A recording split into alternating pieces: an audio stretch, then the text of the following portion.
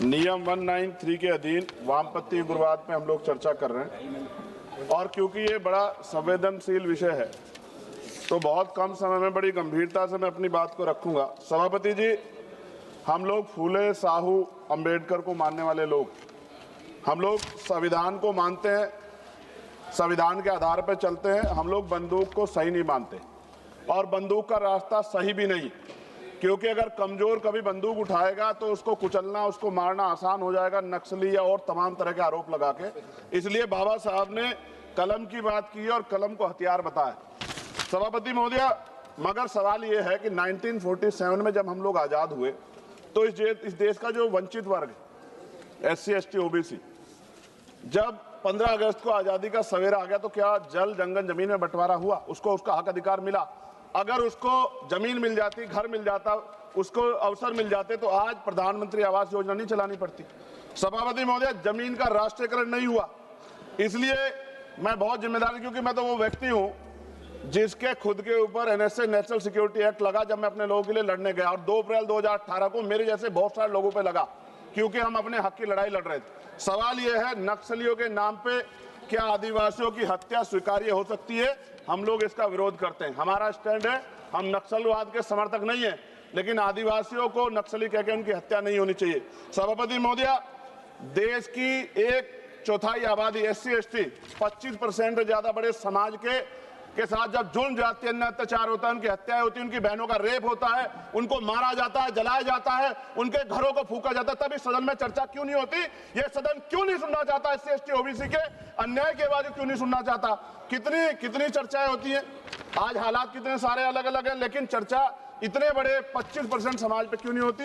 52% OBC पे क्यों नहीं होती?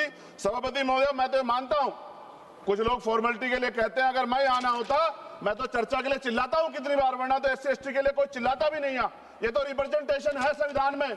ये ना होता हमारे घरों में, हमारी गलियों में कोई वोट मांगने नहीं जाता। हम जानते हैं कि जाति व्यवस्था कितनी बदली है।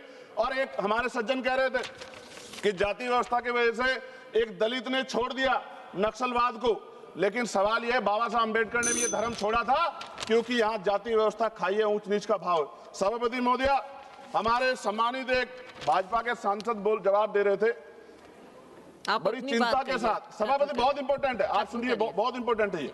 वो ये कह रहे थे जवाब देते कि उन्होंने कुछ ब्राह्मण्स के नाम लिए और कहा कि भाई ये इनके मालिक हैं, इनके यहाँ लेबर तो SC, ST है, ये विचारधारा पर आधारित है। तो क्या कहना चाहते थे कि इस देश को तोड़ने की मूवमेंट कौन चला रहा है? जवाब दें। वो बड़ी बात यह है, उन्होंने ट्वीट किया 2 दिन पहले, मैं चाहता था मैं उनको जवाब दूं, उन्होंने आरक्षण को कोसने का काम किया। ये भाजपा की सोच है, जवाब देना चाहिए भारतीय जनता पार्टी को। सभापति महोदय, मैं 1000 से ज्यादा जवानों की जान गई है 2010 से लेकर 23 तक। CRPF के जवान संसद की सुरक्षा करते हैं, बॉर्डर की सुरक्षा करते हैं। अभी असिस्टेंट कमांडेंट अजय मलिक की, उसका पैर उड़ गया, उनको प्रमोशन नहीं मिल रहा है। सुप्रीम कोर्ट उनके फेवर में थी, सरकार रिव्यू पिटीशन में गई, फिर उनके फेवर में थी। खत्म करूंगा 30 सेकंड में। सभापति महोदय, फिर भी बिल आ गया। मैं ये पूछना चाहता हूं, क्या एक CRPF, BSF जो CAPF के हमारे जवान है, क्या उनकी शहादत नहीं है? क्या उनको जो है शहीद का दर्जा नहीं मिलना चाहिए? उनको पुरानी पेंशन का लाभ नहीं मिलना चाहिए? उनको सभापति सुविधाएं नहीं मिलनी चाहिए? सम्मान नहीं मिलना चाहिए? और अंत में सभापति महोदय, इस देश में जवान शहीद होता है, उसको शहीद का दर्जा मिले, उसको सम्मान भी, लेकिन देश की सुरक्षा करते हैं। हम तो सम्मान करते सेना का। सीवर में सफाई कर्मचारी मरता है, इतने आगे बढ़े हम लोग, उसके बच्चों को भी अपना पेट पालने के लिए कई तरह की मुसीबत गुजरना पड़ता है, कोई नहीं सोचता। सच ये है, इस देश में दलित आदिवासी आज भी गुलामी की जिंदगी जी रहे। सरकार उनके लिए कुछ सोचना नहीं चाहती। सरकार नहीं सोचेगी तो फिर से किसी वाद का जन्म हो जाएगा। इसका, इस अन्याय का, ये जो कठोर अन्याय है, जो सदियों की हिंसा पे आधारित, सदियों के भेदभाव पे आधारित है, इसका जवाब सदन को देना पड़ेगा। सभापति महोदय, नेपाल में नई सरकार बनी, उन्होंने कहा हम दलितों से सार्वजनिक रूप से माफी मांगेंगे कि जो हमने उनके साथ अन्याय किया। ये सदन कब उनसे माफी मांगा जिनके साथ हजारों साल अन्याय हुआ और आज भी उनको रोटी, कपड़ा, मकान के लिए अन्याय लड़ना पड़ता है। धन्यवाद सभापति महोदय। जय भीम, जय भारत। अब्दुल राशिद शेख।